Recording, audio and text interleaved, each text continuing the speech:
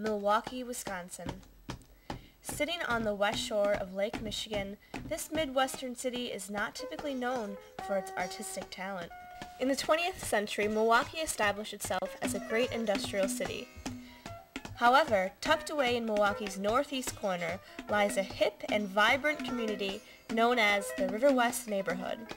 Sitting on the left bank of the Milwaukee River, Riverwest is home to a diverse background of people.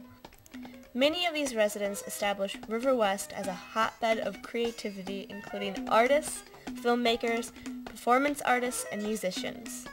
Today, we will get to know a few of these intriguing and talented minds, including filmmaker Xavier LaPlay, punk circus performer Eric Bang, and artist-poet David Baptiste Chiro.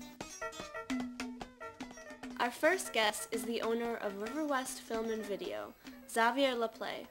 Xavier is not only a store owner, he is also an independent filmmaker.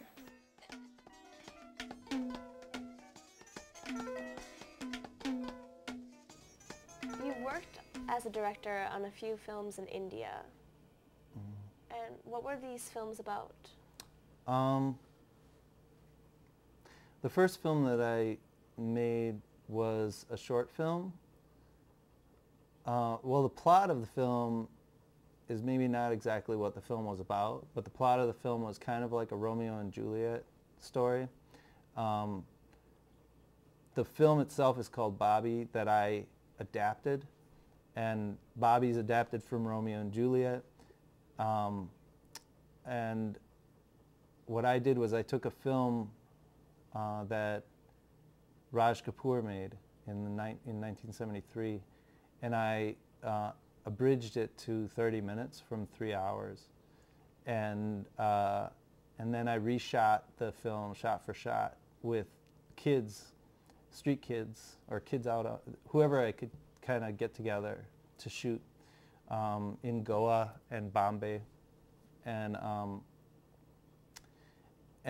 we kept the soundtrack the same, the voice track and the music track, and they just lip synced to the soundtrack of the film. What have you come here for? इस घर में आने का हिम्मत कैसा हुआ तुम्हारा? So how did you manage to explain to these children how they need to act and what they need to do? I think that sometimes maybe I just immerse myself in stuff, in projects, and I just was confident that I'd be successful at conveying those ideas. Kids are easy though, because they are enthusiastic and they want to do stuff, and they're creative. They're naturally very creative people. So the hardest part with kids is keeping them focused, and from there they often, especially if they're naturally kind of gifted actors, it's not too hard. They understood the film because of the dialogue. They understood better than me what was being said. And I kept it really loose in terms of actors, and so if you watch the film, the lead character changes.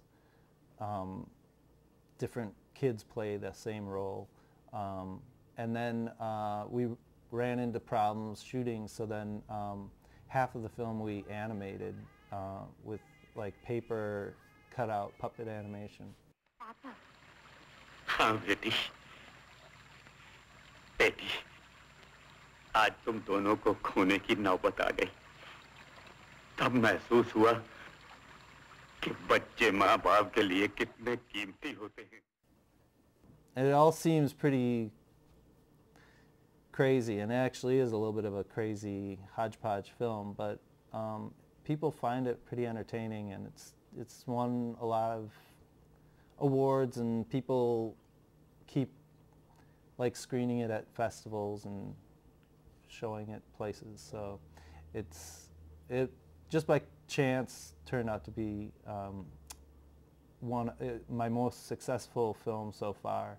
The lead character from that film ended up being the lead character in another film that I assisted on called The Pool, which Chris Smith directed.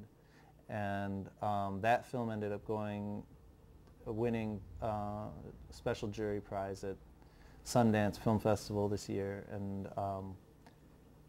and so there's this, it's kind of nice to bridge that, because I never thought I'd see those kids again, and so to like reconnect with them is great. And actually they came to Milwaukee. They've had a really amazing kind of experience of going from living in like pretty dire poverty in India to coming to Milwaukee and traveling around the United States and being interviewed and being in a big film. What did you take back with you from India? Well, I guess one of the things that I always refer back to is that no matter how hard I think I've got it, I could never have it as hard as people in India. And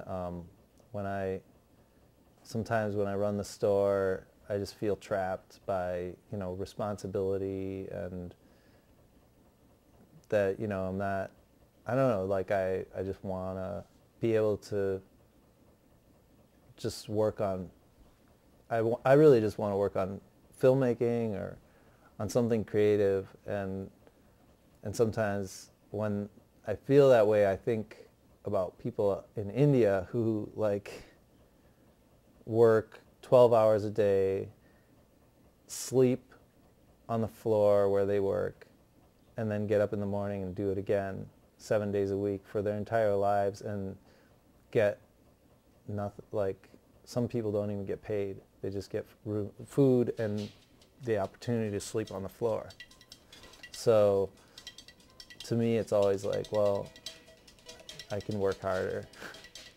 And so I always feel like going to places outside of the United States helps me to understand being in the United States better. Thank you so much for letting me come here and interview you. It was a lot of fun, and I really appreciate it. It was great meeting you. Thanks a lot. You're welcome.